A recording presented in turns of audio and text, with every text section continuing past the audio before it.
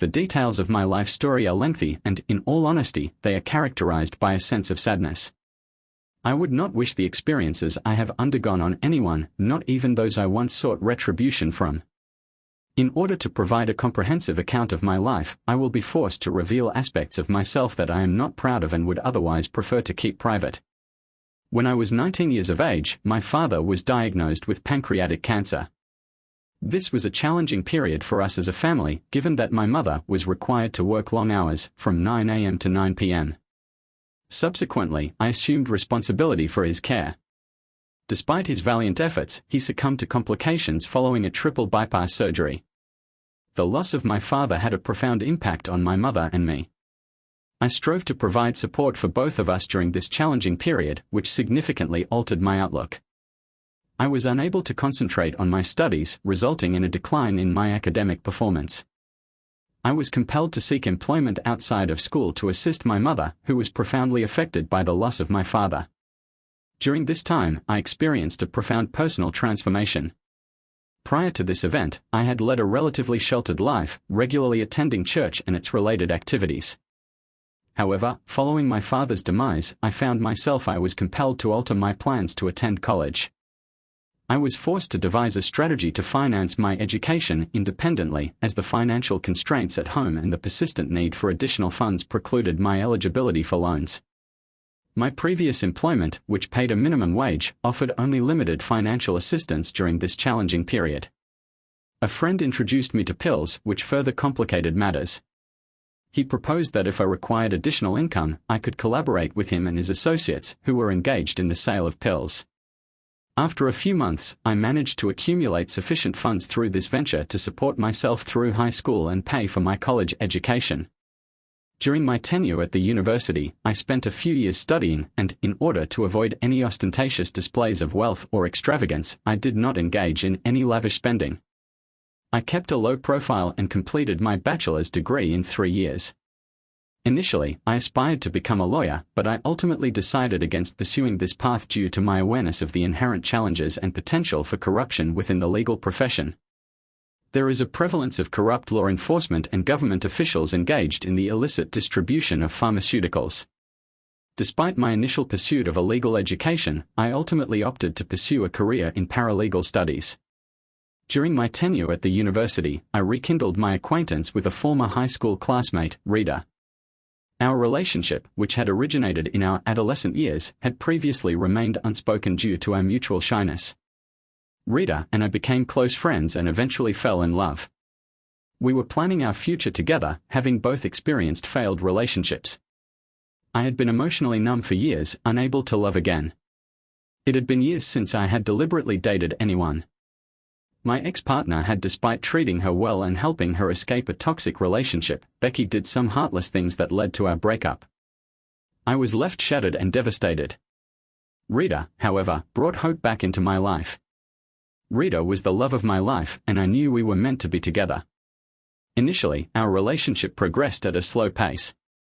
However, over the course of 2 years, I gradually became more open with Rita. I disclosed the details of my relationship with Becky and shared information about my father. In return, Rita demonstrated a high level of understanding and empathy. Our relationship progressed to include sexual intimacy, and eventually, we became a couple. Rita valued my ability to actively listen, communicate honestly, and support her. I expressed my love for Rita, and she reciprocated. Despite this, I was hesitant to reveal certain aspects of my past, including how I financed my college education and the experiences I had encountered. I was concerned that this information might negatively impact our relationship. Nevertheless, we continued to love each other and had plans to start a family. A few months later, a family tragedy occurred. My mother was involved in a severe accident when a large shell fell on her, resulting in significant injuries. The neighbors promptly transported her to the hospital, where they discovered that she had a leaking heart valve and multiple other injuries and broken bones. She underwent diagnostic tests to assess the viability of replacing the valve, and a week later, we received positive news that the replacement would be possible. However, the tests also revealed the presence of 5 small masses around her left kidney, indicating a high probability of renal cell carcinoma. A biopsy confirmed the diagnosis and my mother began a course of treatment for renal cell carcinoma. I commenced treatment and was acutely aware of the necessity to provide my mother with unwavering support. Our relocation to a town approximately 30 miles from my mother's residence proved beneficial, as Rita demonstrated a profound level of concern and encouragement. Initially, I was apprehensive that our relationship might be adversely affected by my mother's condition. However, Rita's reassurances alleviated my concerns. She did not wish to postpone our relationship. She stated that she would be there for me, offering emotional support. I informed her that if she ever needed a break or felt interested in someone else, she should tell me and I would understand. However, she assured me that she valued me and that no one could replace me as my mother began chemotherapy. Initially, the treatment appeared to have minimal adverse effects. However, approximately 2 months later, she began experiencing weakness and a loss of appetite. Throughout this period, I maintained regular communication with Rita via phone calls and text messages. She frequently inquired about my mother's condition. We often spent hours discussing and sharing our feelings of longing for each other before falling asleep. We could see each other and spend the night together approximately every 2 weeks. During these times, our relationship flourished. However, my mother's condition deteriorated, prompting me to suggest to Rita that she enjoy time with her friends. Life as summer began with Rita. She enjoyed outdoor activities even when I was unable to join her due to my mother's deteriorating health. I derived pleasure from hearing about the enjoyable experiences she had with her friends. I was gratified that she did not isolate herself as a result of my circumstances. Rita consistently demonstrated concern. Furthermore, I experienced feelings of sadness when I informed Rita about my mother's condition. While chemotherapy was effectively eliminating cancerous cells, my mother's physical strength was diminishing. I came to understand that it was not the cancer itself that was causing her deterioration, rather, it was the medication. I realized that I required a period of respite, and some of my mother's friends kindly offered to provide her with company, allowing me some much-needed time for myself. I took advantage of a brief period of leisure to contact Rita and inform her of my imminent arrival in her town. She provided me with directions to her residence and the location of her friends. Upon my arrival, I observed the majority of her friends, with whom I had previously interacted. As I proceeded through the house to the backyard, I noticed a male individual seated in close proximity to Rita. They appeared to be engaged in a conversation. They were engaged in jovial conversation with their other acquaintances. Rita then introduced me to a gentleman named Henry, whom she identified as her romantic partner. He extended a firm handshake and expressed his pleasure at our meeting. I reciprocated the gesture with a degree of formality, yet I could not shake the impression that there was something amiss about him. This intuition may have been influenced by my personal history of criminality. I have become more attuned to sensing suspicious individuals. It takes one to know one. My instincts told me there was something shady about Henry. He was new to their friend group and none of them, including Rita, had known him for more than a couple of months. To be clear, I was not feeling jealous. I was experiencing feelings of jealousy at that moment, as I subsequently realized. Rita had other male friends and I had a positive regard for them all. However, there was something about Henry that did not sit right with me. I attempted to dismiss these feelings as mere jealousy, and so I engaged in conversation with Rita and her friends. In order to distract myself and ease my mind, I observed Henry from a distance and interacted with him in a friendly manner that night. Rita and I stayed at her place before I had to head home. Over the next few weeks, my mother's condition continued to deteriorate, yet Rita and I maintained communication through phone calls and text messages. We conversed with one another on a daily basis, a fact that I now perceive as indicative of my own initiating the majority of our discussions. However, at the time, I was largely unaware of this. On one occasion, my relatives offered to assume responsibility for my mother's care, providing me with a much-needed respite. I informed Rita of my imminent visit and she mentioned the restaurant. I observed Henry exiting a black Buick while parking. He did not see me since he was unfamiliar with my vehicle. Inside the restaurant, Rita and her friends greeted me with hugs and words of sympathy. We had dinner and drinks together. On my return to Rita's residence prior to retiring for the night, I inquired of Rita as to the reason for Henry's departure before I had had the opportunity to greet him. She was uncertain as to the reason for his absence and was not even aware of his presence at the restaurant. Given that the establishment in question is situated within a shopping complex comprising a variety of businesses, I considered the possibility that he might have departed from one of those premises. I remained with Rita for the remainder of the night before returning home at approximately noon the following day. However, my mother's condition subsequently deteriorated, necessitating the use of an ambulance to transport her to the hospital.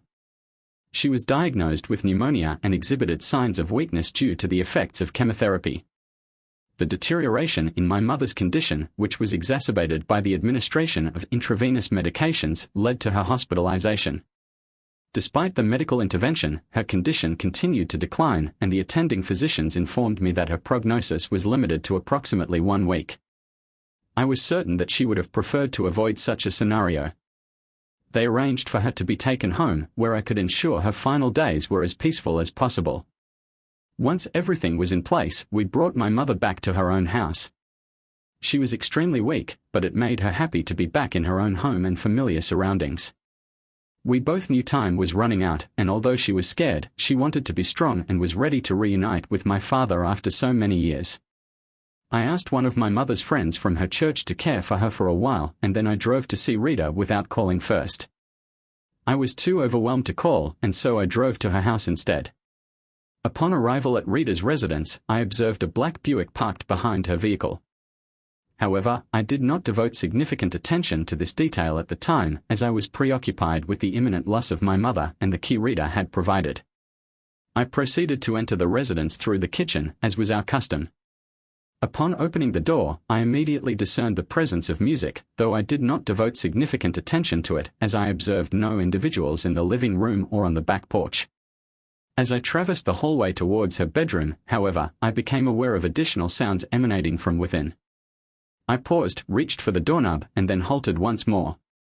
It then became apparent to me that the sounds I heard were of an intimate nature. My heart sank even further, and I quickly pulled my hand back, not wanting to be noticed. However, after a moment, I mustered the courage to unlock the door and open it. I heard a creaking sound, and as I looked inside, I saw them completely undressed and engaged in sexual intercourse without a care. They were completely unaware of my presence. My first impulse was I was tempted to charge at him and administer a forceful blow to the face, but I was aware that I needed to avoid any further trouble for the sake of my mother and my employment. Therefore, I retreated slowly, my anger intensifying. I departed the residence discreetly through the rear entrance and took refuge in my vehicle. The gravity of the situation overwhelmed me, and I began to weep uncontrollably. I was reluctant to be seen in such a state, so after approximately half an hour, I departed. An hour later, I started the car and headed back to my mother's residence. I did not inform anyone of what I had just witnessed. They assumed my tears were solely due to my mother's situation, which was partly true. However, the betrayal I had just seen was so hurtful and cruel that it was difficult to comprehend. I knew my mother was my top priority, especially since she was nearing the end of her life. The episode concluded, yet I was overcome with a profound sense of betrayal by Rita. I was consumed by an intense anger that I had never previously experienced. I was compelled to call her and inform her of my observations, expressing my displeasure. However, I reasoned that if she was not sufficiently motivated to be faithful while my mother was on her deathbed, berating her would be futile. My mother was comfortable, and I attempted to sleep in my childhood room. I wept myself to sleep and awoke in a state of distress, continuing to cry throughout the night. When my phone rang in the morning, I saw that it was Rita calling, but I chose to ignore it. I was overcome with the urge to throw the phone against the wall in anger, but I resisted. I checked on my mother, who was in a deep sleep due to the morphine was administered to my mother, and I was able to send Rita a text message indicating that I was preoccupied with attending to my mother's needs and would contact her at a later time. I then forced myself to consume nourishment and perform personal hygiene tasks. The hospice nurses visited my mother's room to assess her condition.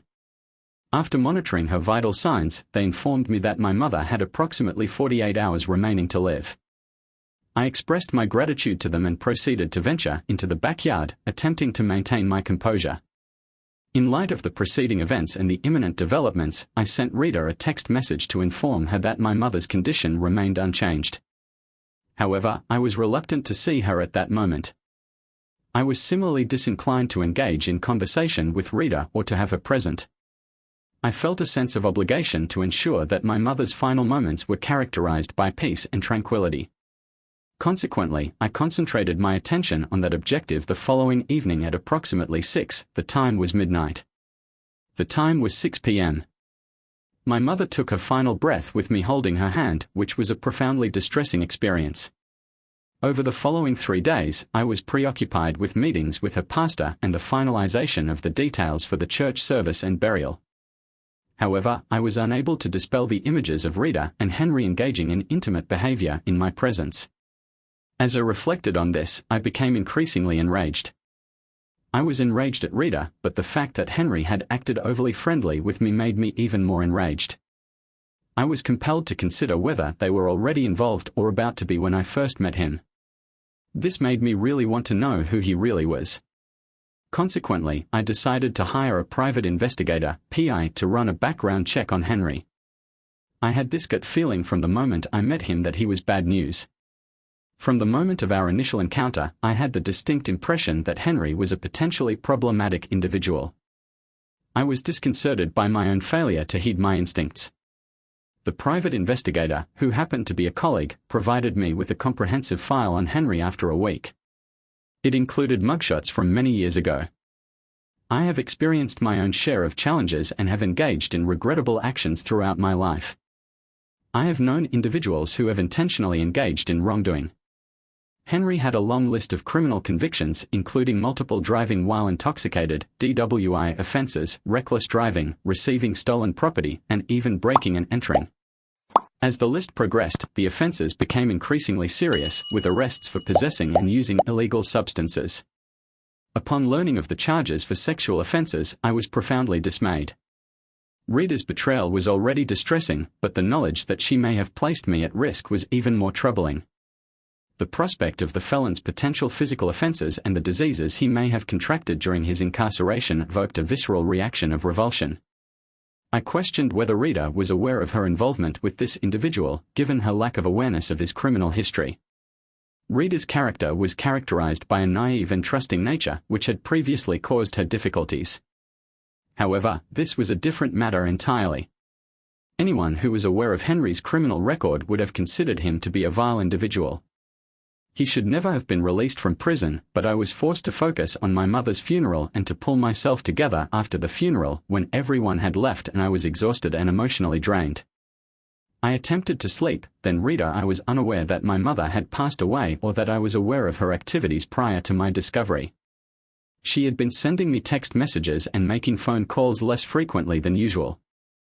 I attempted to appear happy to hear from her, despite being uncertain about the changes to my mother's condition and the knowledge I had gained about her relationship with Henry. I allowed her to take the lead in our interactions. I engaged in lengthy discussions with her and feigned belief in her statements, appearing to appreciate her ostensible concern. When we parted ways, I conveyed to her the same sentiments, although, in truth, I would have been indifferent to her demise. I was granted a few weeks of leave from work for bereavement. I was aware that my relationship with Rita was irreparably damaged, yet I still felt a sense of attachment to her. I was conflicted about how cruel she had treated me, whether it was intentional or not. On the one hand, I was relieved to discover the truth about her and Henry before any further lies and betrayal could occur. However, on the other hand, I felt that what they had both done to me at a time when I was already struggling was simply wrong. I desired retribution and wanted to ruin both of their lives without them ever knowing. I was not directly involved in the situation, so I contacted my Human Resources Department and completed the necessary paperwork for the Family and Medical Leave Act, FMLA, which allows employees to take longer than the standard 2 weeks off work without fear of being fired. However, I was confident that I would not be dismissed from my position. Instead, I opted for the legal route and had sufficient savings to cover my expenses for at least half a year, or possibly longer if necessary. I was determined to pursue this course of action. To exact revenge on Henry, it proved relatively straightforward since he was on parole and a convicted felon. Even a minor offense could result in his imprisonment for the remainder of his original sentence. However, this was not sufficient for my purposes. I sought to bring new charges against him that would result in lengthy incarceration and permanent loss of freedom.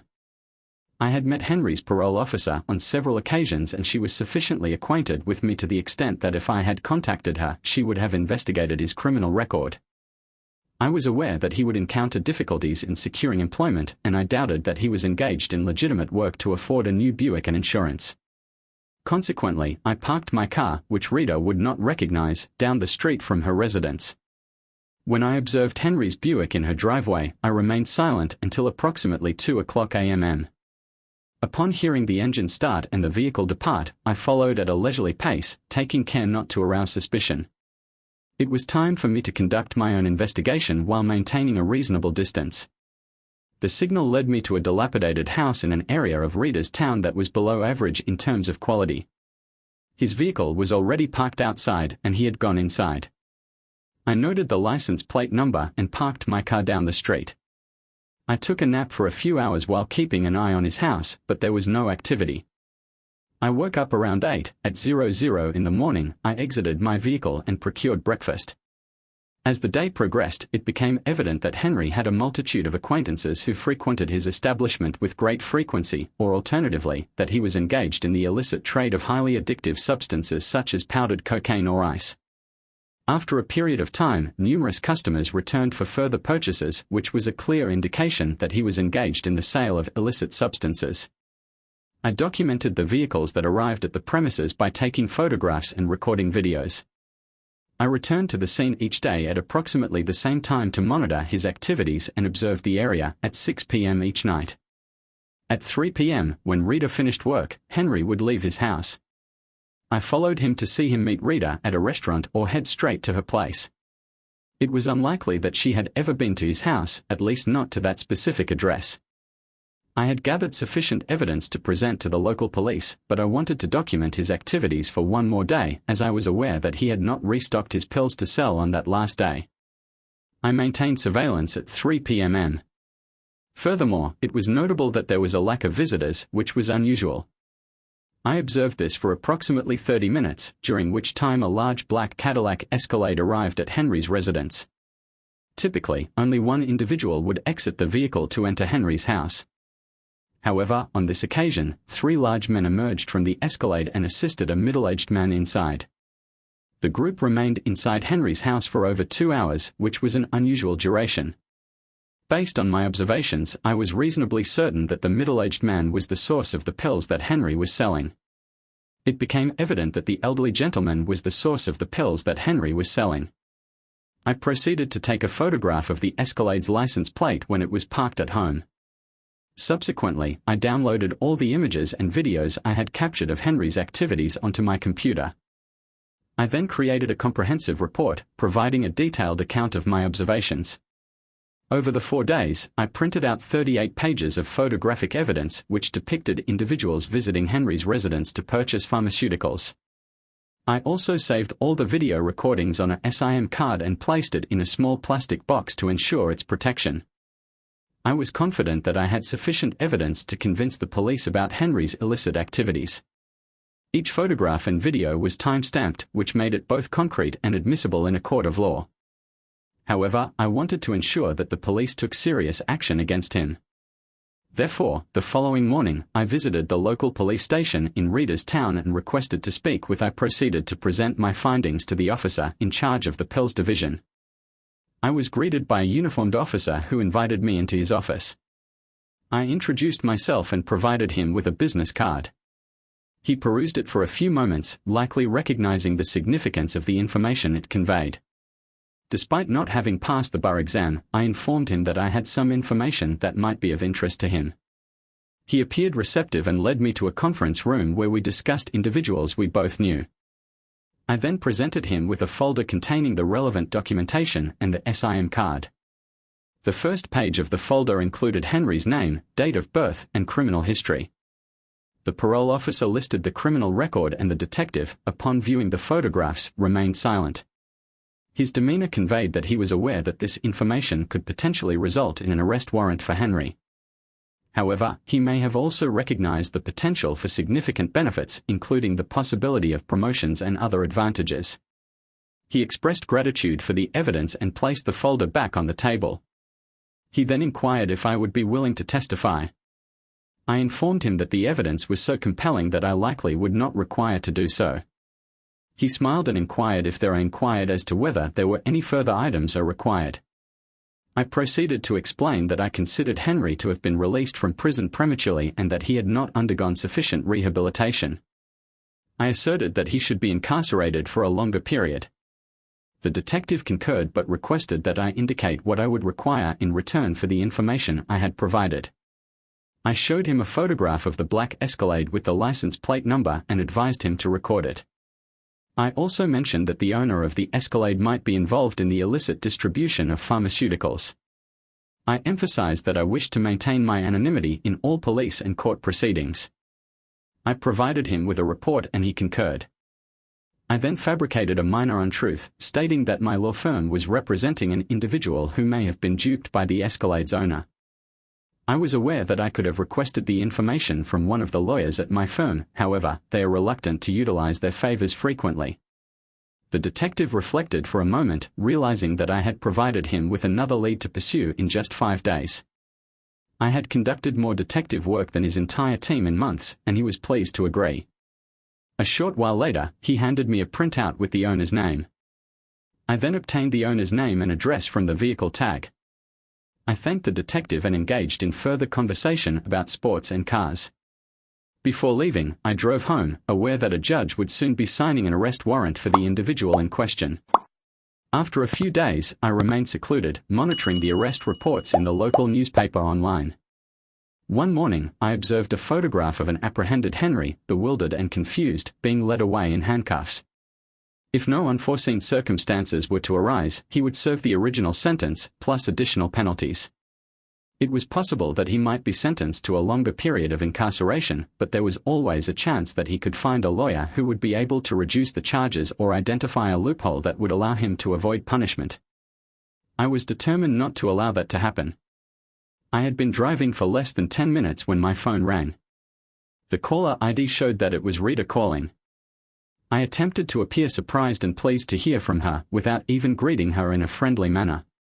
She asked why I had not informed her of the death of my mother, as she had seen the obituary in the newspaper. I replied that it seemed as though she was preoccupied. I was enjoying life and did not wish to impose my grief on her. I inquired as to why she had been less communicative recently, and she changed the subject, requesting to see me. I attempted to appear cheerful and informed her that I missed her. I suggested that we meet for dinner at our usual restaurant in the town, and she readily agreed, as she was now without a partner and pleased to have me back in her life. I went to dinner with her, smiling and embracing her, attempting to conceal my feelings. I was taken aback that she did not respond when I deliberately avoided kissing her. It seemed that she assumed my grief made me less interested in romance. I was acutely aware of her previous actions and was reluctant to become infected by Henry's prison germs. We proceeded to the bar and ordered drinks from our familiar bartender. I excused myself to the restroom and sent a message on my phone requesting that the bartender prepare my drinks without taste and hers in double portions when I returned. I sat next to Rita and engaged in discussion. I ordered drinks and feigned interest in perusing a recipe for a unique beverage. The bartender approached and inquired if we were prepared for another round. I displayed the message indicating that we were commemorating our recent reunion, and he concurred, agreeing to prepare the special drink I had requested. It is probable that both the bartender and Rita assumed that she would consume as much as she desired and that she would be returning to my residence. However, I had a different objective in mind and acted as though her beverage was potent, while I myself consumed a relatively modest quantity. We proceeded to consume further beverages, and Rita began to remark upon her state of inebriation. I feigned surprise, stating that I had only experienced a slight sensation of intoxication after several hours. I then proceeded to settle the bill with a sizable gratuity as we departed the restaurant. I feigned the need to take an urgent telephone call, informing Rita that I was required to return to my place of work the following morning. I requested that Rita wait at her residence while I conducted a brief errand. Once she had departed, I contacted the police to report a potential drunk driver from the restaurant, emphasizing the urgency of the situation. I drove to Rita's house, approximately a mile from where she was stopped, anticipating that she would be pulled over for a DWI. Upon seeing the blue lights ahead, I confirmed that my plan was working. Unbeknownst to both Rita and me, Henry had been using her car to distribute pills to lower-level dealers under him. The police conducted a routine search of Rita's car and discovered a stash of powder hidden under the back seat. My intention was never to get her arrested for pill possession and selling. However, I realized that she had, on the same night she provided me with her spare house key, she also handed me her spare car key. This made me aware of the potential risks to my own life.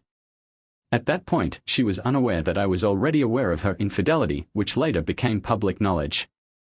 Later that day, I received a call from an unfamiliar number. It was Rita, who was in a distressed state. I managed to calm her down and listen to her account. She informed me that she was in jail. I expressed my surprise, asking her what had happened. When she disclosed that it was for pills related, I was further astonished. I was shocked by the charges, and my mother's passing made it unfeasible for me to use my property as collateral. Despite having the option to use my home as collateral, I viewed the charges as a consequence of her actions, which had caused significant damage to my life. The possession of powder with intent to distribute meant she would face mandatory time, considering the pain she had inflicted on me and the person she had betrayed. I was unable to assist her. I was compelled to conclude that she was deserving of the repercussions she faced. I attended her initial hearing, attempting to blend in and avoid detection as she entered the courtroom. However, she identified me. I experienced a momentary state of disorientation and confusion, acting as though I was unaware of the allegations against her. Internally, I was aware of the truth, but I felt compelled to feign ignorance in an attempt to defend her. She asserted that her boyfriend had been apprehended for drug dealing a few days prior, suggesting that the medication in question was his. The judge remained unconvinced, regarding me with a gaze that conveyed shame and tears. Aware of my awareness of her infidelity, I shook my head in disgust as they escorted her away. She was aware that there was no point in trying to contact me again. However, both Rita and Henry faced a high bond. He chose to plead guilty in the hope of receiving leniency, but this was not forthcoming. Rita's trial occurred a few weeks later, and she accepted a plea deal. She received 4 years with the possibility of parole in 3. However, her career was irreparably damaged upon release. I felt indifferent, as they had interfered with the worst person at the worst possible time.